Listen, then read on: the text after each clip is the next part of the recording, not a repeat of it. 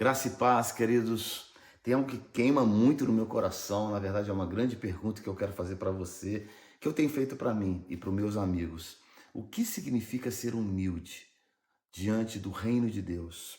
Bem, em Tiago capítulo 4 diz assim: o espírito que em vós habita tem intensos ciúmes.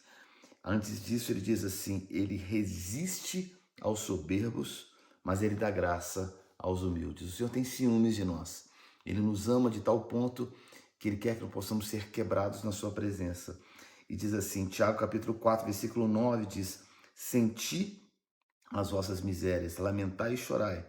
Converta-se o vosso riso em pranto e a vossa alegria em tristeza. Humilhai-vos perante o Senhor e ele vos exaltará. Eu quero compartilhar uma palavra com você sobre humildade.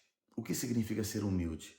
Como obter a humildade do reino de Deus, como aprender do Senhor, porque ele diz: aprenda de mim, que sou humilde e manso de coração.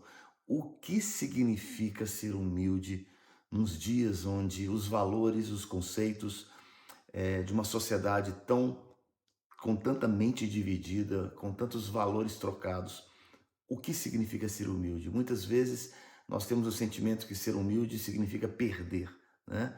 Uma perda, a gente perde para alguém, ou se estamos defendendo valores ou sentimentos, estamos trocando totalmente o que significa a palavra ser humilde diante do Senhor. Deixa eu dizer algo que queima no meu coração. Eu aprendi do Senhor. Aquilo que você contempla, você se torna. Se nós contemplamos a face do Senhor, nós nos tornamos como Ele é. A gente está vivendo um tempo onde famílias estão sendo destruídas, conceitos estão sendo questionados e uma grande pergunta fica no ar. Será que eu preciso pedir perdão para pessoas que me fizeram mal ou diante de conflitos tão difíceis nos dias de hoje? Eu quero responder essa pergunta diante de tantas coisas que eu vejo na internet. Talvez você não precisa, mas se você quer se parecer com Jesus, sim. A Bíblia fala que Deus amou o mundo de tal maneira que deu seu único filho para que todo aquele que nele crê não pereça, mas tenha vida eterna. Nós não precisamos pedir perdão para pessoas que nos fizeram mal, mas devemos fazer, porque em todas as coisas nós somos chamados para sermos pacificadores. E ser pacificador, já aconteceu isso na minha vida. Quero contar o testemunho daquela canção Que Amor é Esse? Não sei se você se lembra dessa canção.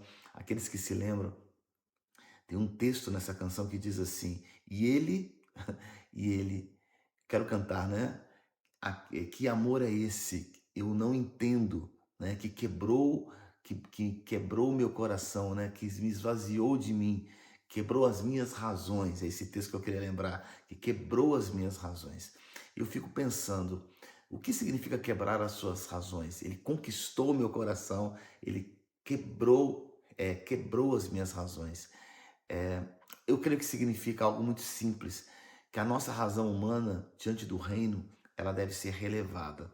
Se você tem razão em muitas coisas, muitas vezes precisamos abrir mão da nossa razão para ganhar o nosso irmão, para nós sermos humildes. Então, a cada momento que nós aprendemos a ser humildes, nós aprendemos a pedir perdão a pessoas que nos fizeram mal, para você dar a primeira face, dar a outra face para o seu irmão, né? Eu sempre digo que aquele que é mais humilde, ele se humilha primeiro. Eu me lembro que quando Deus me deu essa canção, Que Amor é Esse? Eu estava vivendo um conflito muito parecido, né? Um irmão havia me feito algo muito ruim e eu não tinha que pedir perdão. De forma nenhuma, eu não precisava pedir perdão. E Deus falou comigo assim: eu também não precisava ir para a cruz, mas eu morri no teu lugar. Eu morri por você. O meu amor quebra as suas razões. Foi nesse momento que Deus, realmente, junto com essa canção, ele me fez entender o reino de Deus. O reino de Deus não é feito de 1 mais 1 igual a 2. O reino de Deus significa perder para Deus, perder diante das opiniões das pessoas. Muitas vezes parece que você está perdendo diante das pessoas, diante de um posicionamento ministerial, mas diante de Deus você está lançando brasas vivas, sabe, sobre aquela pessoa. Então eu quero te encorajar Essa é uma palavra de humildade. A humildade a gente aprende com o Senhor, andando com Ele. É o que Ele faria. Diante de contextos que nós estamos vivendo hoje, não quero citar, não precisamos nem citar, num mundo com tantos conflitos, com tantas divisões, eu fico perguntando quem é o mais maduro? É aquele que se humilha primeiro. Porque a fruta que cai primeiro é a mais madura. Quem é que se humilha primeiro? Quem é que dá uma face? Quem é que anda outra milha?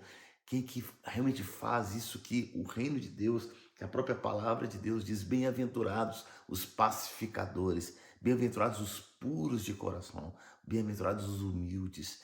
Eu vejo assim, talvez a gente não acerte em todas as coisas, mas uma coisa você vai sempre acertar quando você se quebrar diante do Senhor, quando você se humilhar, quando você for para o chão, quando você pegar todas as suas razões e quebrar as suas razões diante do Senhor. Fala, Senhor, me quebra, porque dar a face para o teu irmão, pedir perdão quando você tem razão, você andar uma outra milha, não é uma questão de opiniões. Você pode ter a sua opinião, você pode ter a sua ideia, mas ganhar o coração do seu irmão, que muitas vezes só está esperando essa posição, só está esperando esse momento, essa atmosfera, essa oportunidade para realmente se reconciliar com você. Eu não estou dizendo que você tem que andar com aquela pessoa, tem que viver com aquela pessoa, mas uma coisa você tem que ter, é uma escolha. O perdão não é uma opção, o perdão é uma escolha. E também a reconciliação. O perdão sem reconciliação não é um perdão, é uma imagem, é somente uma sombra. Mas a reconciliação, o pedir perdão, o abraçar, o chorar, o quebrar barreiras, faz parte do reino de Deus. Que Deus abençoe a tua vida.